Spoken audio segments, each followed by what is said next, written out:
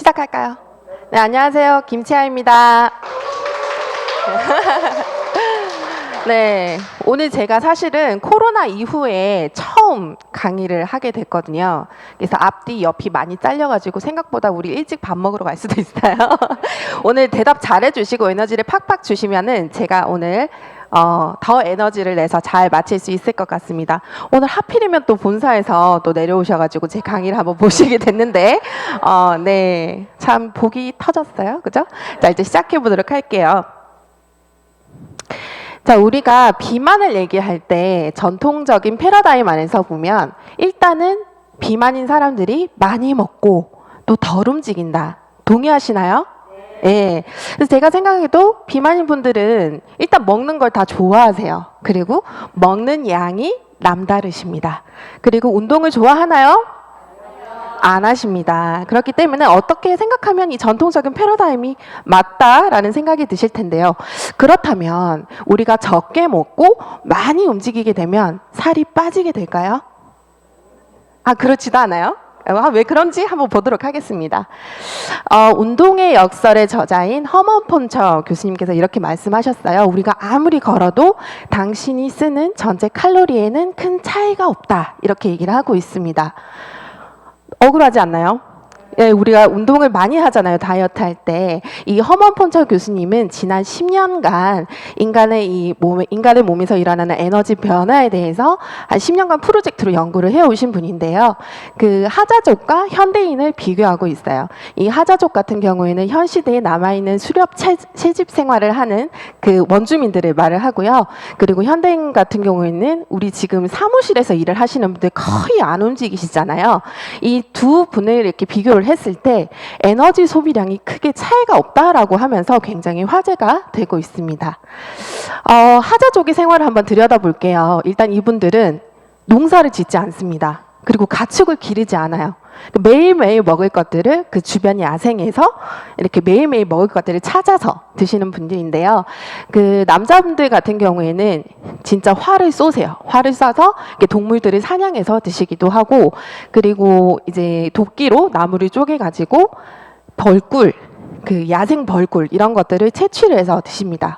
여자분들 같은 경우에는 보통 이 포대기 같은 걸로 아이들을 매달고 다니세요. 그렇게 다니시면서 이제 주변에 있는 열매를 딴다든지 아니면 야생 뿌리 식물 이런 것들을 캐내는 그런 걸로 이제 먹을거리를 찾으시는데요. 거의 하루 종일 움직이신다 이렇게 이해를 하시면 돼요. 이 여성분들 같은 경우에 하루에 활동량을 한번 봤더니 8km를 걷는다고 합니다. 하루에. 그리고 남성분들 같은 경우에는 24km를 걷는다고 하거든요. 사장님들 지난 시즌에 트루에스 하실 때 많이들 걸으셨죠? 예. 1만 보 걷는데 얼마나 걸리시던가요? 한 1시간 반? 어떤 분 40분 나왔네요. 뛰셨나? 예. 어쨌든 우리가 보통 그 1시간 2, 30분 정도를 걸으면 1만 보를 걷게 되는데 1만 보를 걷게 될 때 한 3km가 된다고 하거든요. 그렇게 보면 우리 하자족 같은 경우에는 이 비슷한 사이즈가 비슷한, 체격이 비슷한 두 분을 비교를 한번 해봤습니다. 하자족 같은 경우는 24km, 그러니까 거의 평범한 우리들이 한 일주일 이상치를 하루 만에 소모하시는데요. 그 하루 평균 에너지 소비량을 봤더니 활동량에 비해서 그냥 앉아서 이렇게 업무를 보시는 들보다 칼로리 소모가 어때요? 더 적었어요. 이게 왜 때문에 이럴까요? 억울하죠. 이 이유가 우리가 이 하루 평균 우리가 소모하는 에너지 비율이라는 게 우리가 신체 활동량과는 전혀 이 정비례한 관계가 아니라고 하거든요.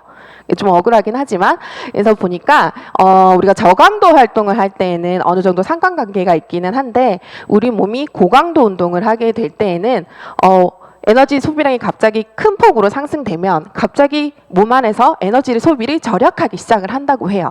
그렇게 해서 우리 몸은 그 총 에너지 소비량에 어느 정도의 균형을 유지하기 위해서 몸의 대사가 그렇게 움직인다고 합니다. 그래서 이 내용들은 사실 SBS 스페셜에서 방영이 됐었고요. 실제로 실험을 한번 해봤어요. 이게 두 부부거든요. 이게 한 쌍 이렇게 부부인데 다이어트를 한번 시켜본 거예요. 이 두 분께는 식이 조절만 하시게끔 해서 운동을 전혀 하지 않으셨고요. 그리고 두 분께는 식사는 그대로 유지하시되 아주 고강도의 운동을 하게 했습니다. 근데 결과가 어떻죠? 운동을 하신 분들 억울하다, 그죠? 힘은 더 들였고 본인을 위해서는 에너지 레벨이 올라갔을 텐데 식이요법을 하신 분들이 2배 가량 더 많이 2배 가까이 이렇게 체중 감량을 하신 결과를 볼 수가 있습니다. 그러니까 이제 이거 보고 이제 나는 운동 안 한다. 다이어트 할 때 이제 운동을 안 해도 되겠다. 이러시면 곤란하고요. 뭔지는 모르겠지만 우리가 다이어트 시에 식이 조절을 하는 것이 굉장히 중요하구나라는 단서를 얻으실 수가 있습니다. 혹시 초콜릿 다이어트 열풍 때 동참하신 분 계신가요? 저는 초콜릿을 너무너무 좋아했거든요. 이거 언제 했었나 기억을 했더니 한 20살 때였던 것 같아요. 예. 초콜릿을 먹으면 살이 빠진다고 그래가지고 다크 초콜릿이 막 99%, 76% 막 이런 것들이 통통통 이렇게 나왔던, 하셨구나. 네. 어쨌든 초콜릿 다이어트가 정말 우리 살을 빼는데 도움을 줬을까요? 글쎄요. 그때 당시에 엄청난 기사들이 쏟아졌습니다. 예, 유럽에서 시작한 이 기사가 아프리카까지 막 번져갔다고 하는데요. 실제로 그 안에 이렇게 기사들을 들여다봤더니 너무 어처구니가 없는 결과라는 거죠. 한 16명이 도전을 했고요. 3주간의 그분들의 체중 감량의 결과를 이제 지표를 해서 보게 되는데, 우리가 식사를 하실 때 초콜릿을 먹은 군 그리고 초콜릿을 먹지 않은 군 이렇게 비교를 한 거예요. 근데 어떻게든 그 검사 결과, 그 조사에 의하면 먹은 분들 거기 안에서 더 빠르게 그리고 더 많이 체중이 감량이 되었다라는 결과가 나와 있지만, 국내 전문가가 이의를 제기했습니다. 그들의 그 논문을 발췌를 해서 다시 한번 재검토를 했더니 세상에 이거는 샘플 수가 너무 적어서 어쩌다가 우연으로 걸린, 예, 그러니까 가제를 초콜릿을 먹으면 살이 빠진다라고 정해놓고 거기에 유리한 데이터 몇 가지 정도만 첨가를 해서 이렇게 논문으로 발표를 했다는 겁니다. 그래서 굉장히 문제가 되고, 그러니까 문제가 됐었고요. 그럼 여기서 봤을 때 대체 이 식품 업계에서 왜 때문에 이 초콜릿에 대한 허위 광고, 거짓 광고를 이렇게 의도적으로 꺼내는 걸까요? 오늘 제가 질문 너무 많이 하죠. 장사 맞아요. 사실은 우리가 비만이 된다는 그 전통적인 패러다임에서 보면은 먹는데 움직이지 않아서 당신이 비만이 된 거다 이렇게 규정을 하고 있잖아요. 그것을 이용한 거예요. 사실은 우리 식품에는 사실 먹으면은 살까지 빠지는 이런 데이터가 있는데, 네가 비만이 되고 네가 살이 찐 것은 이 초콜릿을 먹어서가 아니라 뭐예요? 너가 운동을 하지 않아서 살이 찐 거다라는 프레임을 전가하기 위해서입니다. 불편한 진실이죠. 근데 실제적으로 이렇게 우리가 알게 모르게 이 식품 자본주의에 의해서 우리가 알게 모르게 음식 정치라는 것의 산물들이 이것 이외에도 여러 차례 보도가 되고 있습니다. 여러분들 혹시 먹방 보시나요? 쯔양 아시죠? 예, TV에도 많이 나오는 친구인데 저는 이 친구 진짜 좋아하거든요. 이 친구부터 라면 먹을 때 한 20개 정도 먹어요. 와, 한 2개도 못 먹는데, 그죠? 그리고 저희 지금 곱창이죠. 제가 진짜 곱창 저만큼 먹을 수 있으면 저만큼 먹고 싶은데 위가 안 따라줘. 한 10kg를 먹습니다. 10kg를. 야, 근데 이 친구는 이제 제가 특히나 다이어트 할 때 먹방을 더 많이 보게 되는 것 같아요. 내가 못 먹으니까 대리만족으로. 근데 제가 이번에 여러 가지 자료를 보면서 충격을 받은 게 있어요. 우리가 음식을 직접 삼키지 않아도 이렇게 보는 것만으로도, 혹은 음식 냄새를 맡는 것만으로도 우리 뇌 시상하부에서 미세아교세포에서 막 자극을 보내가지고 인슐린을 분비한다고 해요. 우리가 인슐린이 분비되는 것 때문에 우리 대사적인 문제가 와서 살이 찌게 되는 원인이 있거든요. 이제는 우리 다이어트 하실 때 먹방 보시면 안 되십니다. 아셨죠? 예. 그래서 제가 지금 사실 이 책을 2번째 읽고 있기는 한데, 최경실 다이어트 사이언스라는 책이에요. 저희 팀들은 지금 함께 읽고 있긴 한데요. 이분 같은 경우는 지금 7년째 다이어트에 대해서 연구해 오고 있고 건강 유튜버예요. 그래서 이렇게 치시면 이분 구독하실 수 있으니까 이분 정보를 한번 많이 서치해서 들어보시길 바랍니다. 이분은 이렇게 얘기를 하고 있어요. 우리가 살이 찌는 이유, 다이어트의 본질은 우리가 살이 찌는 이유에 포커싱을 해야지 많이 먹고 덜 먹고 칼로리 소비를 하고 안 하고의 문제가 아니다라고 얘기를 하고 있어요. 그래서 우리는 어떤 이유냐면 뭐 여러 가지 있어요. 우리가 인풋으로 들어간 여러 가지 이유들이 있는데 내 대사 시스템에 이상이 생기게 되면서 내 몸은 체지방이 계속해서 쌓이는 그런 몸으로 가고 있다는 것을 얘기를 하고 있습니다. 제일 큰 원인은 사실 탄수화물을 너무 많이 먹고 있는 게 문제이다라고 얘기를 하고 있어요. 그럼 우리가 어떤 탄수화물인지 좀 가보도록 할게요. 자꾸 먹을 게 나오죠. 햄버거 좋아하세요? 안 좋아하신대. 저 진짜 안 좋아해요. 네, 저는 진짜 완전 한식파거든요. 밥, 찌개, 뭐 국밥 막 이런 것들을 너무 좋아해서 저는 약간 아저씨 타입의 입맛을 갖고 있는데 딱 한 번 제가 햄버거에 너무 놀란 적이 있습니다. 저희가 2017년도에 그 미국 맨하페스트에 참가하면서 라스베가스에 갔어요. 거기 이제 고든 램지 버거라고 그거를 처음으로 먹게 됐는데 정말 저 뒤집어지는 줄 알았어요. 세상에.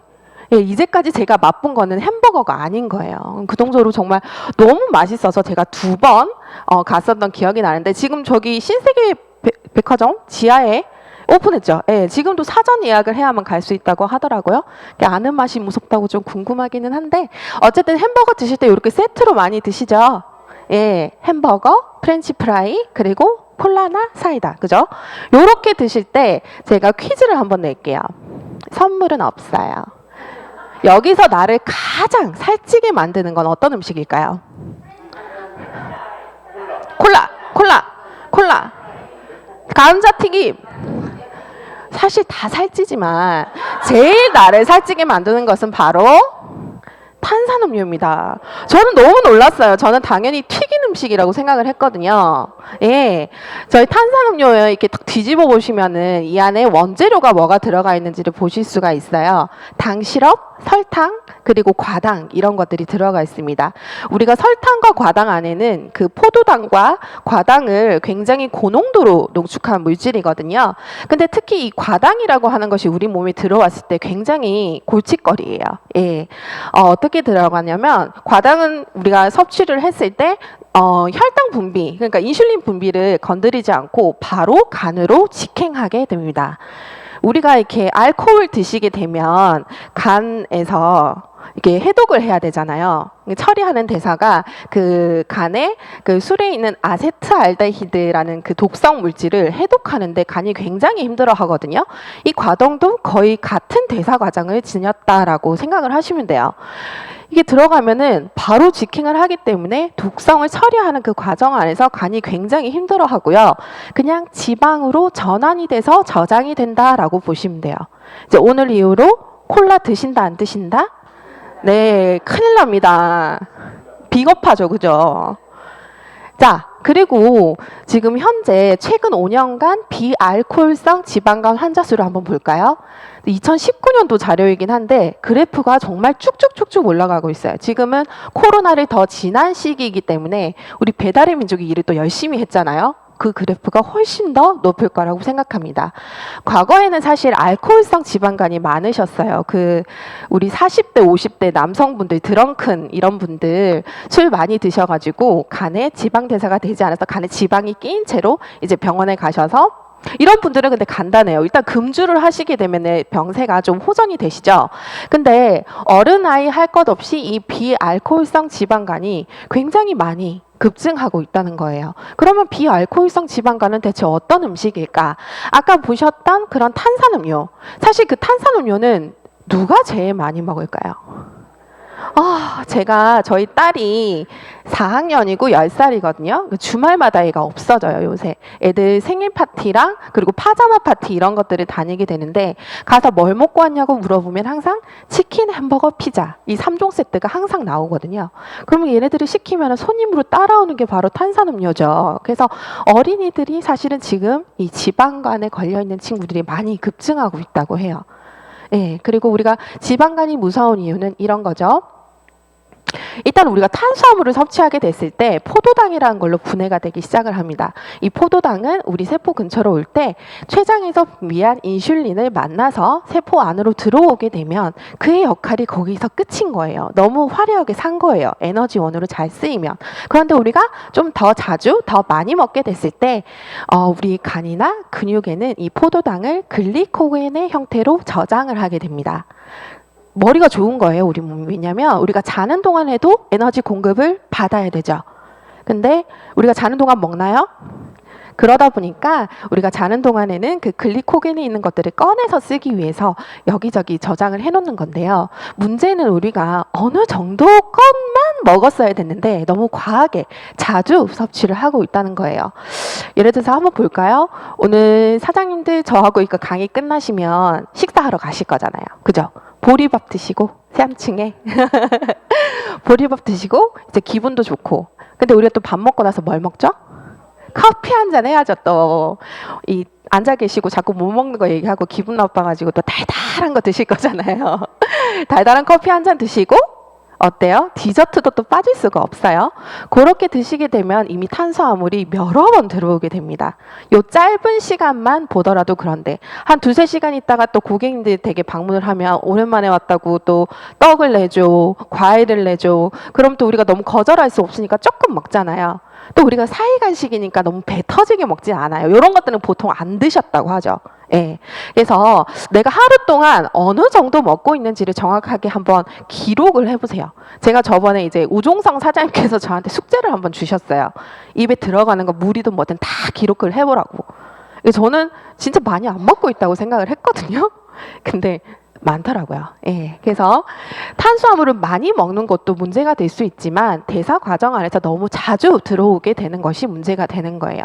우리가 인슐린을 너무 자주 분비하게 되면 인슐린을 분비하는 그 기관인 췌장에도 문제가 생기게 되고, 또 분비된 인슐린들이 제대로 기능을 하지 못하게 그 세포가 고장이 난 상태나 세포의 수용체가 문제가 생기면 또 인슐린이 들어가지를 못해요. 그렇게 떠돌아다니는 혈중에 떠돌아다니는 그런 인슐린이 많아지게 되면은 우리 몸에 체지방을 분해하는 스위치가 닫히게 됩니다.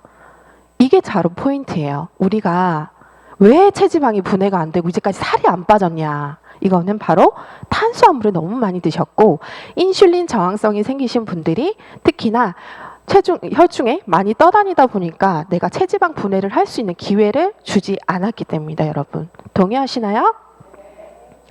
제가 나는 인슐린 저항성 없는 것 같다 하시는 분들 있을까봐 혹시나 해서 피부로 확인할 수 있는 방법을 가져왔어요.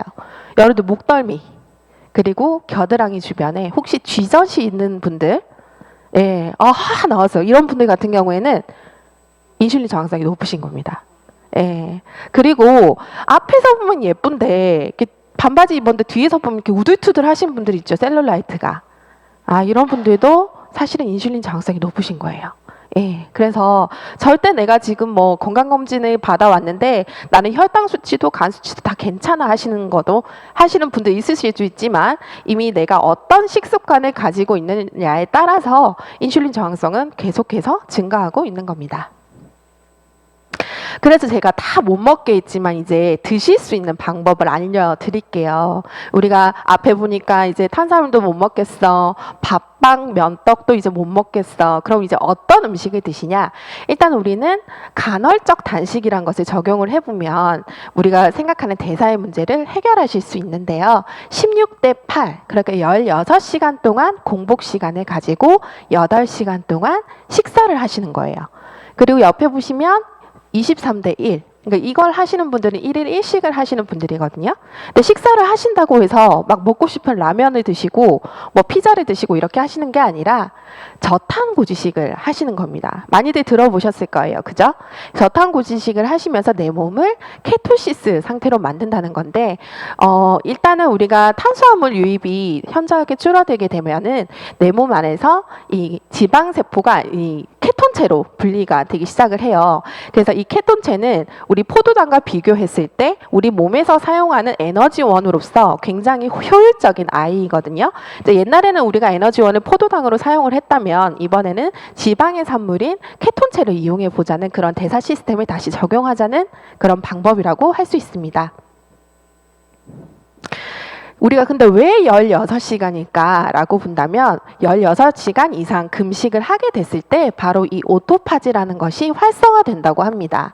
오토파지가 활성화된다는 말을 좀 쉽게 이야기를 한다면 우리가 이제 영양 공급을 끊게 되는 거죠. 단식을 그 공복 시간을 가지는 동안 16시간이 지나면 세포 입장에서도 이제 좀 배가 고프기 시작을 하죠. 그런데 공급하지 않아요. 그러면은 오토파지, 이 세포 입장에서 청소하는 역할을 하는데 쉬이 말하면은 냉장고 파먹기를 합니다. 세포도. 예, 그 안에 있는 오래된 단백질이나 쓰레기나 이런 것들을 태워서 그가 살림을 살아내면서 세포의 건강을 유지하는 방법을 하는데요. 우리가 냉장고를 파먹고 나면은 냉장고 환경이 굉장히 쾌적해지잖아요. 죄책감도 좀 덜어내고 세포 입장에서도 그 오래된 것들을 태워내고 나면은 더 오히려 더 건강한 세포의 그 건강한 상태를 유지하실 수가 있는 겁니다. 그래서 이제 앞에 우리가 쭉쭉쭉쭉 달려왔는데 제가 퀘스천을 드릴게요. 적당히 먹고 운동을 많이 한다? 안 한다? 한다. 일단 적당히 먹고 운동을 많이 하면 건강한 돼지가 되시는 거예요. 예. 우리의 대사 시스템의 어떤 고장난 원인을 우리가 명확하게 이해를 했기 때문에 탄수화물에 조금 적게 드시는 저탄고지식을 통해서 우리 대사를 정상적으로 돌려놓는 선택을 하시면 우리는 살이 빠지게 되는 거예요. 근데 운동을 또 안 하시면 안 돼요. 고강도, 저강도 운동을 적절하게 섞어서 하셔야 우리 호르몬들이 대거 방출되는 효과가 있거든요. 그래서 우리가 건강한 습관 안에서 운동을 반드시 배제하시면 안 됩니다. 단식은 극단적인 선택이다. 식단이다. Yes or no? No. 예. 맞아요. 공복 시간이 우리가 16시간 이상 그리고 하루 이상 이렇게 이어졌을 때는 우리 몸은 세포 대청소를 하게 되면서 오히려 더 쾌적한 환경을 유지할 수가 있는 겁니다. 많게는 저희가 뭐 3일 리셋 같은 거 할 때도 48시간 이상 단식을 하는 분들이 계신데 이렇게 단식을 한다고 해서 우리가 죽지 않아요. 절대로. 이미 그 안에 살림살이들이 되게 많거든요. 그래서 믿고 따라오시면 되고 오히려 장이 그렇게 쉴 수 있는 시간을 확보해 드리면 우리가 에너지 대사율이 훨씬 더 좋아지실 수 있는 거죠. 그리고 마지막으로 나는 건강하니까 나는 밀가루도 소화해낸다. 이렇게 말하시는 분들.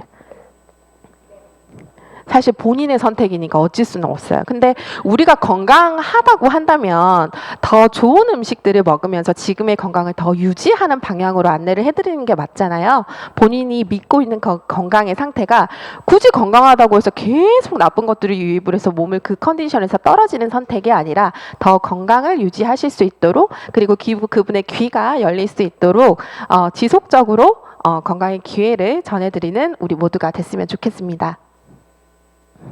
그래서 케톤식이 궁금하실 것 같아서 제가 이 저탄고지식을 어떻게 드시는지 봤더니 단백질을 엄청 많이 드시는 거예요. 탄수화물 안 먹었대. 근데 막 고기를 이만큼씩 먹고 정확하게 제대로 된 케톤식은 그러니까 지방과 이 식이섬유를 70에서 80% 정도 드셔야 되는 거예요. 예. 그래서 좋은 지방을 골라서 드셔야 되고 식이섬유 충분히 드시고 그 나머지 한 20-30% 정도를 고기를 드신다든지 계란을 드신다든지 뭐 두부를 드신다든지 이렇게 해서 식단을 완성하는 것이 올바른 저탄고지식이라고 말씀을 드릴게요. 그리고 오일 고르는데 되게 어려워하시는 분들 많이 계세요. 일단 오일 같은 경우에는 GMO에서 추출한 그런 오일들은 전부 배제를 하시고요. 정제 오일도 배제를 해주시면 좋습니다. 그리고 꼭 선택하지 않아야 될 거는 여기 트랜스 지방, 마가린, 쇼트닝, 튀김 기름 이런 것들이 들어가 있는 경화요들인데요. 사실 이것들이 들어가면 너무 맛있어요. 우리가 생각하는 과자, 그리고 도너츠, 바싹바싹한 그런 식감이 나는 것들이 재료들이 다 이 쇼트닝이거든요. 이 식감을 정해주는. 그리고 이 쇼트닝이 들어가면은 그 바싹바싹함을 보관하는 기간이 굉장히 길어지고 무엇보다 비용이 굉장히 저렴해요. 그래서 많은 식품들에게 이 쇼트닝이 이용이 되고 있는데 마트에 가셔서 선택을 하실 때 이렇게 기름이 뒤집어 보시고 뭐 블라블라 경화요, 부분 경화요, 식물성 유지 경화요 이름만 들으면 되게 좋을 것 같잖아요. 절대 아닙니다. 그리고 정제 경화요, 블라블라블라 경화요라고 적혀 있는 걸 보면 그냥 내려놓으시면 돼요. 그리고 우리가 구입해야 되는 기름은 이렇게 보시면은 우리가 이제 뭐 아보카도 오일, 올리브 오일을 많이들 사용하고 계시잖아요. 오메가3 지방산이 많이 들어가 있는 그런 기름들을 선택을 하시고, 그리고 방목해서 키우는 목초 먹은 소의 원유에서 만든 버터 같은 경우에도 오메가3가 굉장히 높아요. 그래서 이런 것들을 구입하셔서 식단에 적용을 해보시면 좋을 것 같아요. 그런데 우리가 아무리 저탄고지 식단을 내가 정말 정성 가득해서 채워서 먹는다고 하더라도 문제는 그 식단 안에 충분히 영양소가 맺혀 있느냐 하는 것에 초점을 둘 수밖에 없어요. 영양소의 함량이 예전에 비해서 너무너무 떨어지고 있거든요. 우리 요 복숭아 얘기 자주 하잖아요. 1953년도에 한 개의 복숭아를 먹으면은 우리가 베타카로틴이라는 하루 권장량을 충분히 섭취를 할 수 있었지만 1992년 기준으로 지금부터 한 30년 이전에 53개를 먹어야지 예전에 그 베타카로틴 권장량을 충족할 수가 있는 거예요. 그럼 지금은 한 30년 지났기 때문에 50년대 그 복숭아를 따라가려면은 한 100개는 먹어야 되지 않을까요? 일단은 배가 터져서도 못 먹겠고 돈이 없어서도 못 먹겠습니다. 그러니까 어쨌든 어떤 이유인지 모르겠지만 이렇게 영양소의 함량이 비타민, 미네랄이 이렇게 맺혀 있어야 되는 것들의 함량이 현저하게 떨어져 있다는 겁니다. 그 이유 중 하나가 토양의 오염 때문이라고 합니다.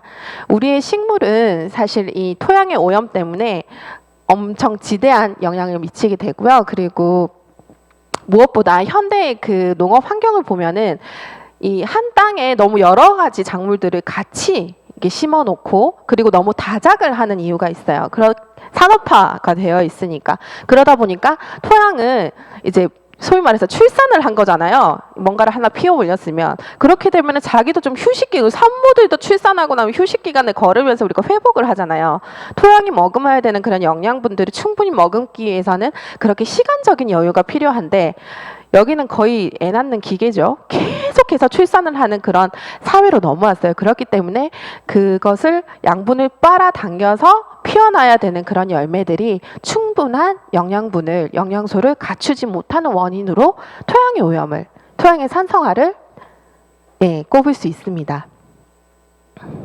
그렇기 때문에 제가 여러분들 너무 고민되시고 어떻게 먹어야 될지 모르겠고 복숭아 100개 못 사겠고 막 그러실 것 같아서 제가 간편하게 드실 수 있는 완벽한 한 끼 식단을 소개를 해드릴게요. 제가 아까 보니까 우리 정혜임 사장님이 강의 들으시면서 식사를 하고 계시더라고요. 우리는 이게 식사를 할 때 어떤 장소와 시간의 구애를 받지 않지 않나요? 사실 일부러 밥을 먹으러 가서 그 시간을 써야 되는데 그런 거 보면 정말 간편하고 또 영양도 빵빵 채워져 있는 식사를 한번 소개를 해드리도록 할게요. 일단 제가 이 두 제품은 정말 너무너무 좋아하고 저희 딸아이도 정말 좋아하는 제품이에요. 첫 번째 제품은 트루플래닛이라는 제품이고요. 그리고 두 번째는 오소린이라는 제품이에요. 제가 갑자기 스텝이 좀 꼬였네요. 죄송합니다. 럴스. 네. 트루플래닛 같은 경우에는 단백질이 저기 보시면은 초록색 동그라미에 20g이 들어가 있어요. 여러분들 손바닥 펴보시면은 손바닥 크기마다 좀 다르겠지만 보통 그 손바닥만한 고기가 이제 가면 한 180g 정도 되거든요. 그 180g의 고기를 이렇게 지글지글 구워서 내가 먹게 됐을 때 내 몸 안에서 효용되는 그런 정도가 한 20g 정도 된다고 해요. 그럼 우리 일부러 가가지고 고기 안 먹어도 저거 한 포 먹으면 단백질 20g을 확보를 할 수가 있다. 그죠? 그리고 식물성 완두 단백, GMO가 없는 식물성 완두 단백에서 추출했고 식이섬유도 들어가 있고요. 그리고 무엇보다도 비타민, 미네랄이 11가지, 8가지 이렇게 함유가 되어 있습니다. 뿐만 아니라 우리가 일부러 오메가3 또 드실 필요가 없어요. 식물성 오메가3가 들어가 있고 유산균까지 들어가 있어요. 그리고 메나테크의 핵심 기술인 우리 당 영양소까지 이렇게 들어가 있는 완벽한 한 끼 식사 제품이기 때문에 사실 뭐 이 스펙으로는 다른 데서 어떻게 덤비지 못할 것 같아요. 정말 완벽한 한 끼 식사를 요 한 포에 담아놨다는 거. 그리고 두 번째는 바로 오소린이라는 제품이에요. 가수분의 유청 단백 99.9% 이렇게 적혀 있잖아요. 우리 과학에서는 100%라는 말을 쓸 수가 없어요. 그렇기 때문에 우리가 최대치로 99.9%라고 되어 있는데, 이것은 사실 오솔이라는 제품은 그 유청 단백질을 완전히 소화를 시켜놨다, 이렇게 얘기를 하시면 돼요. 우리가 단백질 먹으면은 사실 대사폐기물이 너무 많이 생기기 때문에 내 혈액이 산성화되는 원인이기도 하거든요. 근데 소화를 완전하게 시켜놨기 때문에 그냥 드시기만 하면 즉각적으로 우리 근육에 도달할 수 있는 형태로 만들어져 놨습니다. 그래서 우리가 그 단백질 같은 경우에는 식물성 단백질과 동물성 단백질을 함께 혼용해서 드셔야지 훨씬 더 이로운 거 아시죠? 그래서 이렇게 한 끼를 섞어서 드시면은 한 끼 식사로 정말 완벽한 식사를 해결하실 수 있습니다. 그리고 두 번째는 간이에요, 간. 사실 우리 간은 우리 몸속에서 정화기 역할을 합니다. 외부에서 들어오는 여러 가지 영양분들을 여기서 해독하는 역할도 하고요. 그리고 세포 단위로 들어갈 수 있도록 영양소를 합성해내는 역할들을 합니다. 그리고 탄수화물, 지방, 단백질을 이제 그 대사 기능을 돕는 역할도 간에서 하는데, 간은 하루 종일 너무너무 바쁜 거죠. 근데 우리가 다이어트를 하게 되면 지방 분해 스위치가 아까 열린다고 말씀을 드렸잖아요. 그럼 그 안에 있던 뭐가 튀어나올까요? 독소들, 지방세포 독소들이 막 우르르 나오게 돼 있어요. 근데 얘네들이 계속 그 혈액 속에 떠다닐 수가 없기 때문에 어디로 다시 오냐면 간으로 다시 오게 됩니다. 근데 우리 간이 되게 건강하고 날쌔하고 싱싱하지 않은 상태고, 이렇게 되면은 간에서 그 독소들을 제대로 해독할 수 있을까요? 해독 못해내면 또 어떻게 될까요? 다시 지방으로 들어갑니다. 이 무슨 일이고, 그죠? 그렇기 때문에 우리 간을 굉장히 지원해 주는 거, 간 그 대사 기능을 지원할 수 있는 제품을 선택해서 드시는 건 굉장히 중요합니다. 트루피어에는 그 실리마린 성분이라고 해서 간 세포를 재생하고 보호하는 아주 대표적인 성분이 들어가 있고요. 그 나머지 부호 원료들이 해독 기능이 아주 탁월한 아이들이 들어가 있습니다. 그리고 나머지 두 제품들인데요. 혈당 프로 밸런스. 혈당 프로 밸런스는 사실 이름이 다 했어요. 혈당을 조절하는 프로다. 더 이상 없다는 거죠. 사실 이 안에 드는 엄청난 정말 기능성 제품인데요. 그 식약처에서 이 혈당 프로 밸런스 같은 경우에는 그 혈당 조절 억제에 효과가 있다는 그런 기능성을 인증을 받은 제품이에요. 일단은 우리가 먹은 탄수화물, 포도당을 그 기능성 올리고당으로 전환을 시켜줘요. 이거는 식이섬유를 말하거든요. 장으로 보내줍니다. 유익균의 먹이가 될 수 있도록 해주는 거예요. 내가 오늘은 참지 못해서 한 그릇을 먹었어. 그렇게 해도 한 30% 정도를 세이브해서 올리고당으로 전환을 시켜준다는 말이에요. 굉장히 고맙죠. 요거를 도와주는 그 성분이 트랜스 글루코시다제라는, 이름이 좀 어려워가지고 제가 쳐다보고 있네요.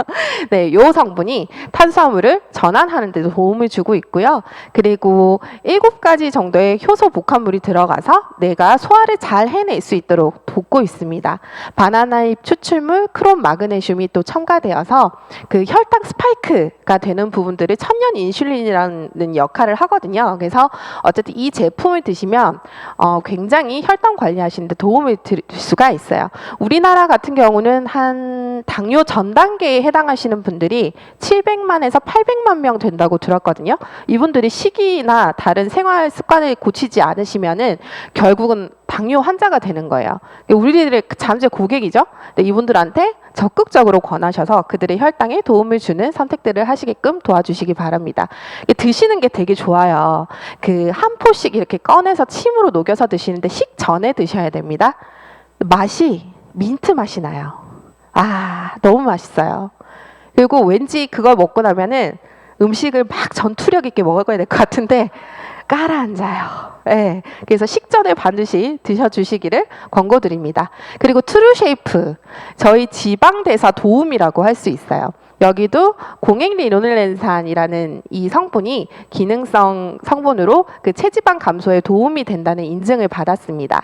그리고 그 가르시니아나 아프리카 망고씨 이런 그 성분들도 우리의 체지방이 합성되는 것을 막아주고 체지방 분해에 도움을 주는 그런 도우미들이에요. 그래서 트루쉐이프는 그냥 간단해요. 내 지방의 대사를 도와주는 도움이다라고 생각을 하시고, 저는 이거 2알도 먹을 때도 있고 3알도 먹을 때도 있거든요. 식전에 하나, 식후에 하나, 식후에 2알 자유롭게 드셔도 돼요. 내가 오늘 지방식이를 좀 했는데 이 조금 마음에 걸린다 하시면은 반드시 함께 드셔주시면은 내 지방 대사에 도와드릴 수가 있습니다.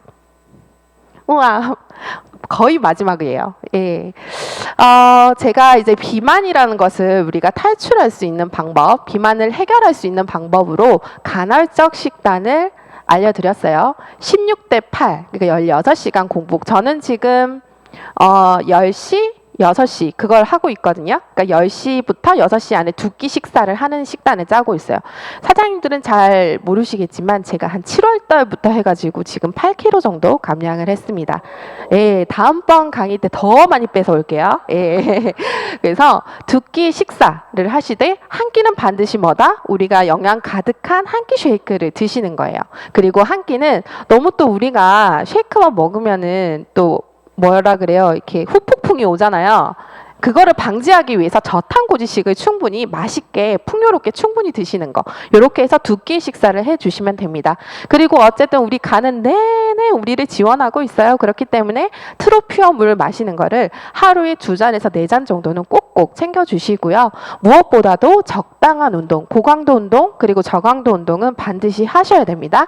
그리고 충분한 휴식을 취하면서 수면 시간을 제대로 지키는 것이 굉장히 중요해요. 제가 아마 지원그룹에서 잠을 제일 못 자는 사람 중에 한 명이었는데, 제가 이게 타이밍이 좀 맞아졌는지 정말 저희 제품을 좀 메가로 먹는 시즌이 있었는데 거기서 쭉 이렇게 저탄고지식까지 이어오다 보니까 요새는 잠이 너무 쏟아져서 좀 머리가 아픕니다. 예, 좀 약간 그동안 그 수면에도 총량의 법칙이 있는지 밀렸던, 저는 한 고3 때부터 잠을 잘 못 잤거든요. 그러니까 몇십 년간 밀려있던 그 잠들이 지금 막 쏟아지는 건지 어쨌든 저는 긍정적인 변화를 하고 있어요. 그래서 살이 좀 빠지는 것 같아요. 제가 진짜 살이 좀 느리게 빠지거든요. 막 훑어보시는데 그러지 마세요. 그래서 수면 시간을 정해서 내가 잠이 좀 안 온다 이러면은 햇빛 충분히 받으세요. 햇빛 샤워 하시고 자기 전에 우리도 잠을 자려고 노력을 해야 돼요. 그러니까 막 스트레스만 받지 마시고 조격을 하신다든지, 조격을 하실 때 아로마 라벤더 이런 거 한 방울씩 떨어뜨리셔서 좀 릴렉스 하시고 수면도 잘 청하기 위해서 노력하시는 노력이 중요합니다. 그리고 제일 중요한 건 사실은 오늘 실패하더라도 다시 시작하시는 거예요. 사실은 오늘 실패했으니까 이번 시즌 끝났어 이러고 쭉 가시는 분들이 많이 계신데, 오늘 실패하더라도 내일 다시 저탄고지식을 하시면 돼요. 한 끼 쉐이크를 하시고.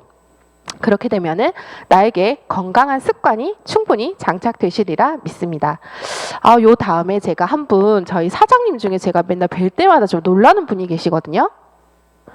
민정원 사장님, 예, 요 제일 앞에 앉으셔가지고 저녁에 오시는데 처음에 진짜 퉁퉁 부어 있었어요. 처음 뵀을 때 얼굴이 그냥 동그라미였었고 좀 푸석푸석하고, 죄송하지만 저 때는 진짜 좀 안 돼 보이더라고요. 예, 그런데 프로그램을 한번 하셨어요. 그리고 나서 얼굴이 정말 좋아지셨어요. 실물이 훨씬 더 놀라웠거든요. 이 부종이 다 빠지고 일단 안 아파 보이죠, 사람이. 굉장히 건강해지시고 컨디션도 굉장히 좋아지셨어요. 그런데 이거 웬걸 최근에 보는데 더 좋아지는 거예요. 이번 시스템 데이 때 제가 저기서 사진 찍자 그랬어요. 제가 사장님 좀 써야겠다고. 어때요? 예. 다음에 이분 만나시면은 진짜 수고했다고 좀 토닥토닥 해주세요. 아니, 한 끼 쉐이크로 유지를 하셨거든요. 내가 볼 때는 퐁당퐁당 할 때도 있는 것 같은데 굉장히 많이 좋아지셨어요. 근데 우리 제품으로 하면 뭐든 다 된다, 안 된다? 된다. 자, 마지막 페이지입니다. 사실 저한테 하는 얘기예요. 음식을 아깝다 생각하지 말고 내 몸이 아깝다고 생각해라. 이상 김채아였습니다.